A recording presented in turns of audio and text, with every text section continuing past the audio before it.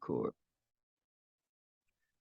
What's going on? Welcome to Chalk Dirty Me. I got Brian Kirschner on this week. Brian is a Twitter pal of mine, and I've been picking his brain for a while now in terms of talking golf. I think he's a guy's guy. He's a man of the people in my point of view, and he's a good listen in terms of tapping Birdie every week. Very entertaining, and also gives great insight on the DFS slate and DraftKings board, or whatever you want to call it, in terms of outrights. Riding a little bit of a heater right now. Welcome, Brian. Good day. It's a pleasure. Glad we could move things over from the DMs to your pod. I think you're extremely talented and smart DFS player. So, I like what you're doing. I like your exposures every week. I like how you play DFS. So I think that's why we get along well. And I'm excited to talk about basically the swing season's fine. We'll play DFS, but to get all the big guns in one place, it's a pretty good week, and a week we're not going to have for a little bit. I agree. It's a great field this week. Shorter field, 70-man field.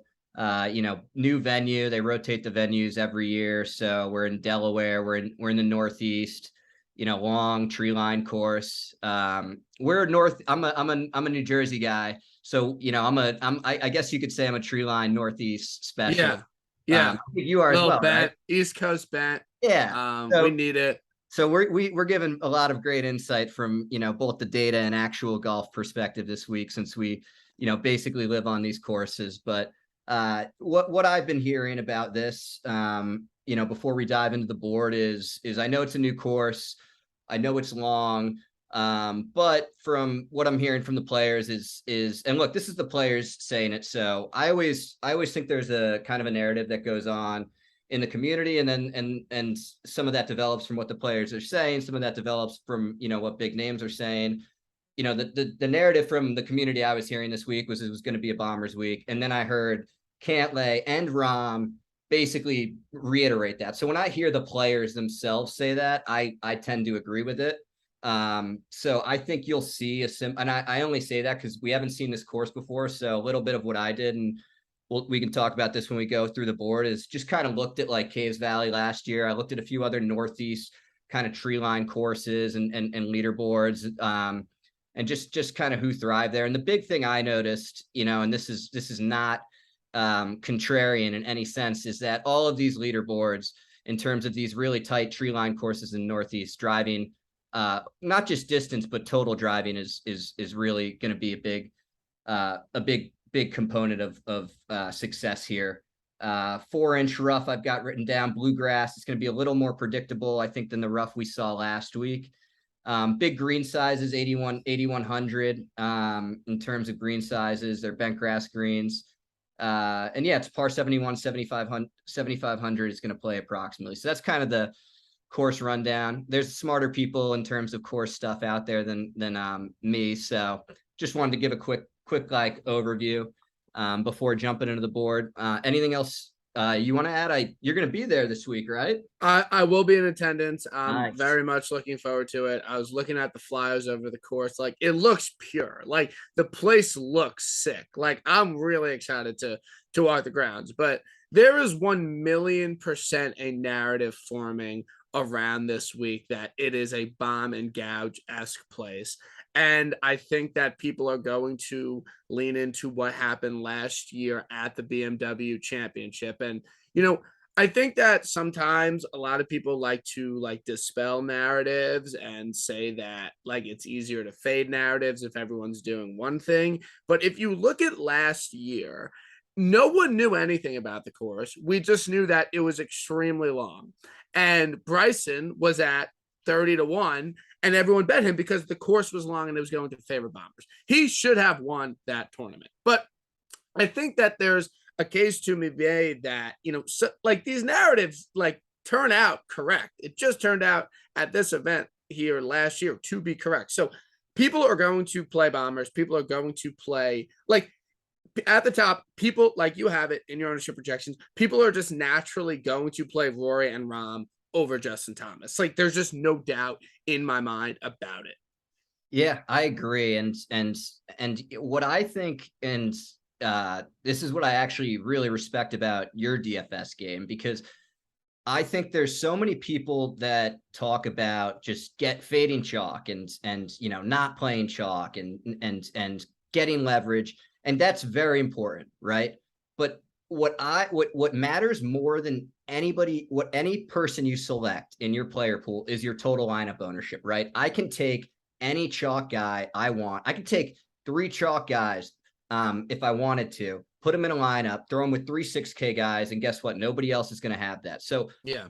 I think that and you always talk about this. If they're modeling out well, if a lot of people are playing them, a lot of times they're like good plays, right? Yeah. So I think that's where I kind of am able to differentiate myself a little, is I'm willing to show, and look, I'm not just taking the 3 chalkiest guys, putting them in a lineup and then, figuring out the rest, but I'm just more willing, if I like a guy, to say, well, I'll figure out leverage somewhere else and Yeah. put him in the lineup. So I do really like that about you. I've, especially when you go on other shows and people try to talk you off. I've heard people try to talk you off guys before, and you're like, nope, this is the guy we're Yeah. going with this week. Yeah, and like genuinely, I know Andy tweeted it before. Like the past like month, like just high owned guys have just been hitting like the optimal lineups, like the lineups that are winning GPPs are helping you cash. Like they have people that are 20% in them, and then they have like a 2% Trey Mullinax like last week,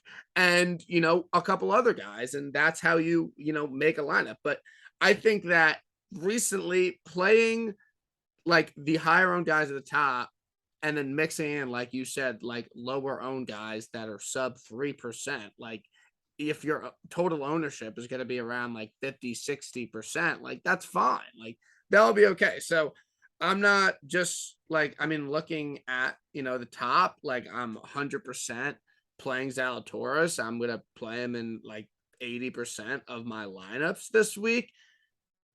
He is low owned. So we're talking about this, but like if I'm gonna play like a Cam Young and a Trey Mullinax, usually we're talking about the highest owned guys being at the top of the board, but it's kind of the inverse with Zalatoris this week. But yeah, Zalatoris 13, I think it'll be sub 15, 100%. Like I'll have a lot of exposure to him.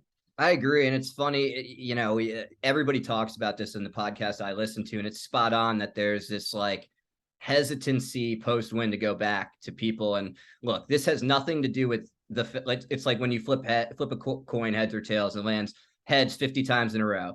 If I flip it next time, the fact that it was heads last time has nothing to do with the outcome this time. But that being said, look at what has happened on the PGA Tour this year, right? I mean, Finau back to back, who's never fucking like won before. Like, I mean, he wins, but like he just contends all the time, doesn't really win. Wins the next week. Xander wins the next week. And he mixed I know this doesn't mean anything, but there was like a pro-am he played in there that he won. He won too. Scotty, he wins and he pops off. He wins 4 or whatever it is. Burns, I think he won 2 out of 3 weeks. Yeah. So there's been a lot of, guys who've won, and then, I mean, they're just going out and playing well again. And it's funny that there's, that hesitancy to play them again. But to your point, I mean, if Zalatoris, a guy who is probably one of the best total drivers of the golf ball, in the entire world, and we're saying total driving is going to be big this week. He also, this is strokes gained on courses that are 7,400 yards or longer. He's the third best player on those types of courses in this field.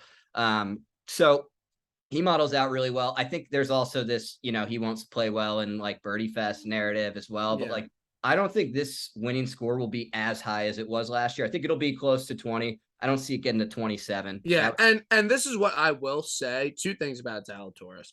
One, again, if my aunt had a penis, like she'd be my uncle. But he easily could have gotten to -20 last week. Like we were talking about it. Like it's not like he won at -5. Like he won at -15.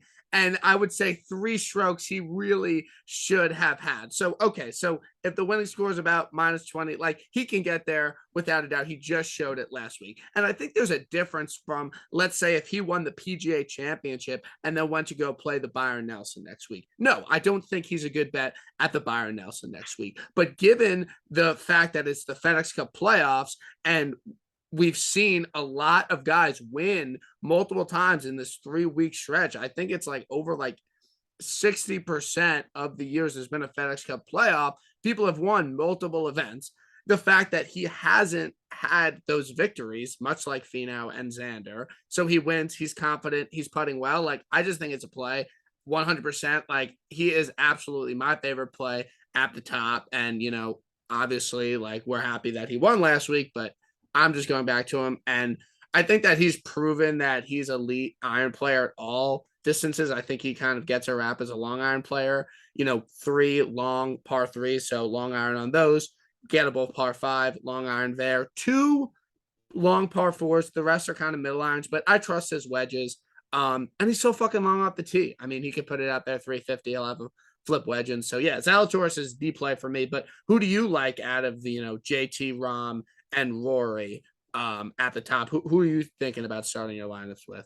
So, I mean, I think you're spot on with Zalatoris. And what's funny, because you always say like leverage and all that stuff, you're normally not even like, it's not that you don't play leverage, but you just joke about it a lot. He's the leverage. He's not only your play, he's the leverage play. Yes. And I will have exposure to Will Zalatoris. It's easy to go get leverage against the field against him too, in terms of throwing him. And, you know, I'm going to a concert. I'm going to Red Hot Chili Peppers concert tomorrow night. And I don't know if I'll be able to build 150 lineups after that, but I've got 50. I've got 50 ready to go. I've got 50 slots that I'll do. You know, at least I'm a hand builder. People think I'm crazy, but I hand build all of my lineups. But Zalatoris will definitely be in there. And I honestly, this might be crazy. I might chop the head off of Rory, Rahm, and JT. You know what? And I only say that because this is my theory this week is people are playing. I think people are shoving as many guys right here in their lineups. And we can kind of tell, right? If you look at ownership. So where's the ownership going? A lot of ownership in the, you know, top 3 guys. And then, you know, Zalatoris, not so much. But if you look at the top 7 guys on average are 18.6% owned. So that leads me to believe that a lot of people out there that are building lineups are putting 2 or 3 in there. And you can also see that because look at the like low 9 guys and then the 8K guys. 8K, nobody's playing anybody in the 8K. Spieth, leverage, Lowry, leverage. Matsuyama, we will have to talk about too high decky or not too high decky this week. And then, you know, not a lot of ownership to Hatton, but there is a lot of ownership if you go down the board to these like cheap 6K guys. Lucas Glover, 5.73. Molinex, who is, you know, I think that's another decision you need to make this week. He's popping, you know, in my model, but he's getting a lot of ownership. It just looks to me, it's a stars and scrub build.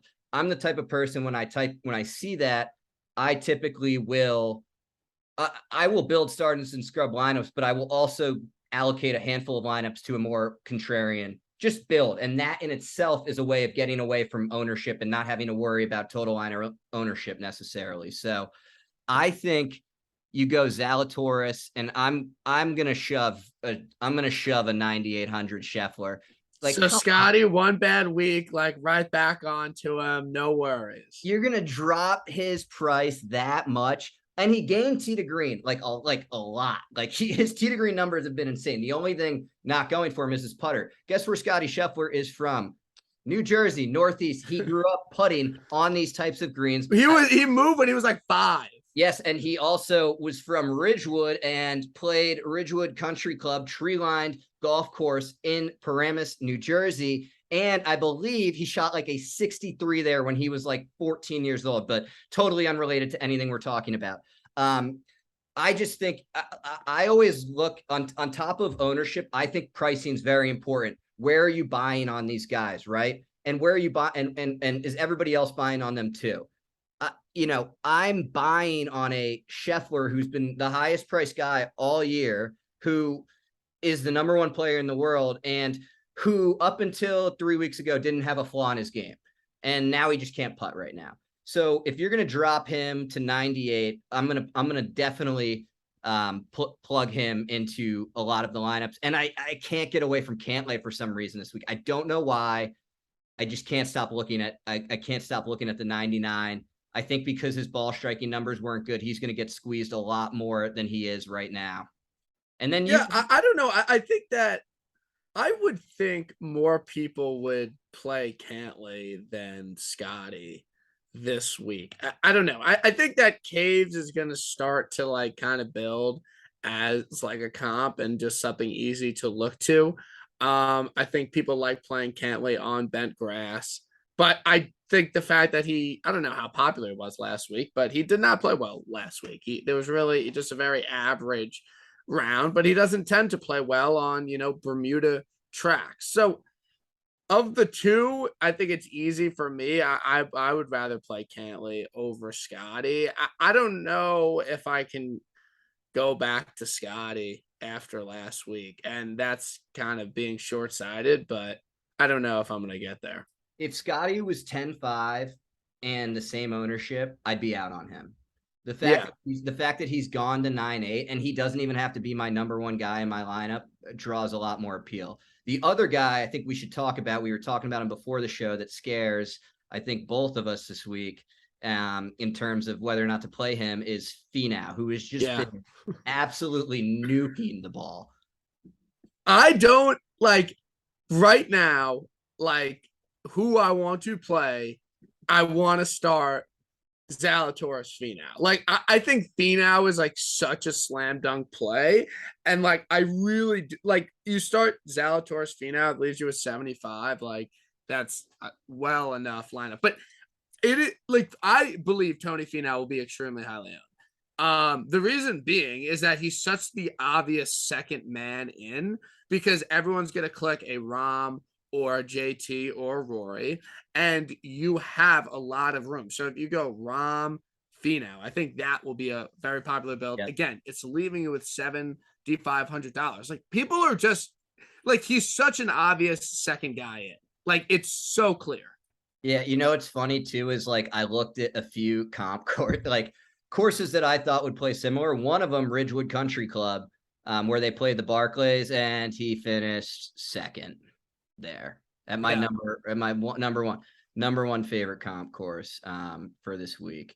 So that's more reason to add him in. I always, back to Zalatoris, I meant to say this, before. I'd rather, and this is a reason to go against what I just said with Scotty, but all else equal, would you rather play a guy who's playing well or playing bad, right? So all else equal, Scotty and Finau, to your point, this week are basically the same ownership. So in my mind, that's always something I like to think. Like, I don't care. Like, it doesn't matter. All it matters to me is the ownership number and the form, right? And then I try to think, well, if this guy's low owned and he's playing better than the guy who's getting more ownership, I'm literally talking myself off of fucking Scheffler.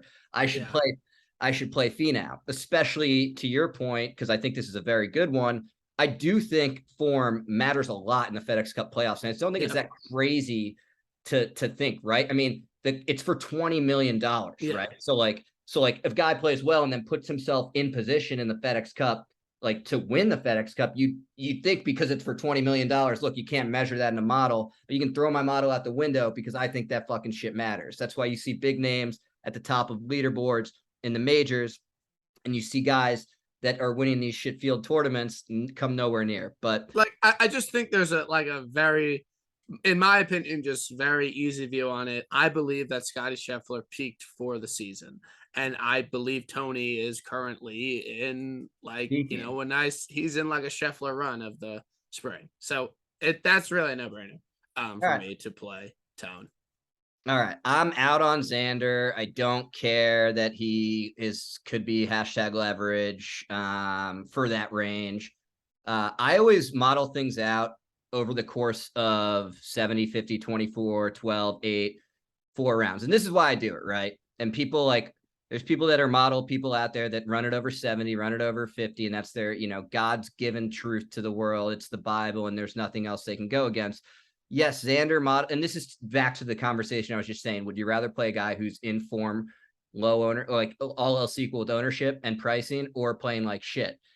So So wait, where did Xander go? Xander. Yeah, so Xander's 15% ownership. Here's a good way to get to a guy I really like this week. So he's modeling out really well, right? If you run your Yeah. model over Yep. 70 rounds, he's fifth, he's sixth, he's fifth, Yep. he's third. Yep. Well, guess what? He's now actually 24th over the last 8, and he's Yeah, fifth. he's definitely regressed, which he's And going the other way. and he's negative tee to green. So like, yes, I could play Xander at 15%, or I could play a guy who's been a walking top 10 this year in Matt Fitzpatrick, who I actually really like this year. And people, I wanted to bring this up before or during, but there's like course history and stuff like that. I think more so it's course like type. It's like guys who play types of course as well. And Brookline Country Club, no, this is not going to play like a U.S. Open. So I'll say that first. Brookline Country Club, Treeline Golf Course in the Northeast. It's his favorite track in the world. He's won there twice. I don't know. Like, let's see his results. 5th, 21st, 6th, or 6th. And then the one before that is. He just hasn't really had a bad result. Like, I think he's a very safe play. I like Fitz. And if the narrative is total driving, he's arguably a top 5 driver of the ball, of the elites. So I think Fitz is a great play. I like Fitz. He'll be in my pool, like 100%. You know what I'll talk about with you, just between us, nobody else for listening out there. I kind of like a little Zala Finau Fitz. What does that leave you with? Dude, I don't care because I cannot wait to get into the lower part of the board this week. So That only leaves you with, yeah, that's easy. Yeah, no one listened. No one listened because that actually has leverage too. And it's 3 guys who are just absolutely smacking the ball tee to green. Morikawa, he's my favorite golfer to be honest. And last week I loved the buy low opportunity on him. He didn't end up getting as much steam. I still think you're buying low on him, but 21% is a little bit of juice. So I'm gonna wait to see where that settles. I haven't decided. Yeah, I personally, I will have to wait for D75, but I don't really see him being that high. I don't know. I don't, because I think people are just gonna play bombers. Like I don't think they're gonna be like, oh, let me rip Morikawa here. I think they're gonna be more inclined to play Fitz, Sam Burns, and Hovland. Like I don't know. That's my thing. I agree totally, and that's also why it's very like I've always said this, that it's very important to take 2 ownership projections and to look at them both on Tuesday and Wednesday to see where it's trending. Because when you're looking at like the lineup ownership from Tuesday night, typically sorry for if this is like a chirp or anything, but like if you're creating lineups like Monday and Tuesday, you're probably not like creating the better lineups. So like not only are you looking at like ownership projections that don't add up mathematically, what ownership projections when they come out like on Tuesday never add up mathematically for most of the sites that you pay for. They have to be adjusted for, or you have to wait until the second ownership projection comes out. But big point is trying to say you're looking at the ownership projections of people who are making their lineups on Monday and Tuesday, who are arguably like the least sharp people. Yeah. So I always say to take that with a grain of salt. Yeah, so I think you're right on Morikawa. I think he gets squeezed. I like Hovland a lot. Yeah, I do too. I wrote him up as my favorite 9K play. Again, just an elite driver of the ball. Again, I think people are going to play the narrative of these big greens where he doesn't have to chip. I think that checks out. Is he in, the absolute greatest form? I mean, he's like top 5 at the Open. And then last week, T20, hit the ball okay, nothing crazy, but he gained putting, gained like 5 strokes ball striking. So I could see it with Hovland. I think it's a good play. Yeah, and what's funny is like I like his around the green game is like really disgusting. But like not in a good way disgusting. I use that term both ways at times. So just to clarify, not the good kind of disgusting. But to your point, St. Andrews was a course where he didn't have to hit a fucking single chip. He could putt because the greens were massive. There wasn't a lot of around the green game, and he finished 5th. To your point, so I like Hovland, and it's funny. early on indications, not a lot of ownership there. So are you a leverage guy this week, Kirsch? Dude, low key, like maybe because like I want to play Finau and Young. Like I think, like I really do. So like there might be some leverage plays, um, going on for me this week. But again, I need like I want to see I like your ownership projections. I hope they're right. So These I will these we'll just see. these ownership projections mean nothing right now, but I hope they're right too, because if the Hovland thing is true, like we're both saying, I will be close to maxing. I will be close to hitting the lock button on him. So, and you know what's funny is like he played pretty well last week. He didn't have a great Sunday. Morikawa did. And the difference in ownership is just crazy because Hovland still finished 20th. It's not like he played like dog shit, and he's cheaper and he's Yeah. half the ownership. So interesting from that perspective.